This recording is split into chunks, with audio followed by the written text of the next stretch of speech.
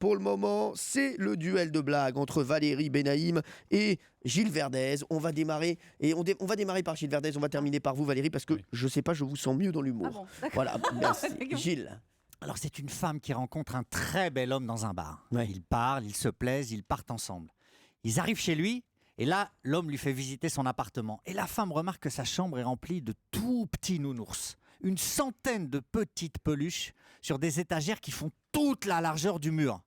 Alors il y a les tout petits oursons sur l'étagère du bas, les moyens qui sont bien rangés sur l'étagère du milieu et les très très grandes peluches sur l'étagère du haut. La femme est quand même un tout petit peu surprise de voir que cet homme, qui lui paraît très viril, a une aussi grande collection d'ours en peluche. Elle garde son étonnement pour elle, mais elle est émue par sa sensibilité. Et elle le désire. Elle se retourne vers lui, ils s'embrassent.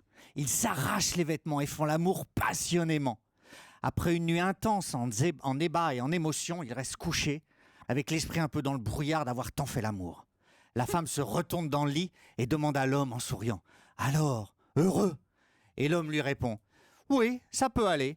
Tu peux choisir un lot sur l'étagère du bas. » Pas mal.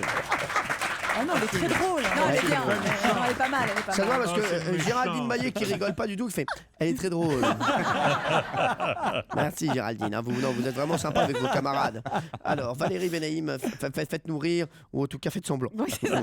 Alors, je vais essayer de la personnaliser alors. Donc, au départ, c'était un type, mais je vais dire que c'est Cyril. Donc, prenons Je Cyril. suis pas sûr que ce soit la bonne façon de faire rire les gens. Hein. Prenons Cyril. Cyril est tranquillement assis chez lui. Il regarde la télévision pépère comme ça. Et tout à coup, il y a sa femme qui arrive par derrière, Laquelle? l'officiel, et qui Foucault. donne un Donc c'est coup, Foucault. qui donne un coup sur la tête de Cyril avec une casserole, qui le frappe comme ça. Donc Cyril se retourne et il dit « Enfin, ça va pas, chérie, pourquoi tu me frappes? T'es devenue folle ou quoi ?» Et sa femme lui dit « Écoute, en lavant tes pantalons tout à l'heure, j'ai trouvé un petit bout de papier, tout petit. J'ai réussi à lire ce qu'il y avait écrit dessus, et dessus, il y a écrit Marilou. Alors ça va, hein ?» Cyril lui dit « Enfin, écoute, arrête. » C'est parce que... Si je peux me permettre, Marilou, en fait, ça marchera mieux avec Marc Menant. Parce que... et donc Écoute, c'est parce que la semaine dernière, je suis allée aux courses de chevaux et le cheval sur lequel j'ai misé a gagné et il s'appelait Marilou. C'est quand même très simple. Je voulais juste me souvenir du nom de ce cheval et pas non plus de quoi fouetter un canard. Fouetter un canard, je suis pas sûre. Ouais, mais c'est pas grave. C'est un chat, mais on fouette aussi des canards. Hein, ça peut C'est arriver. très personnalisé. Ça peut arriver.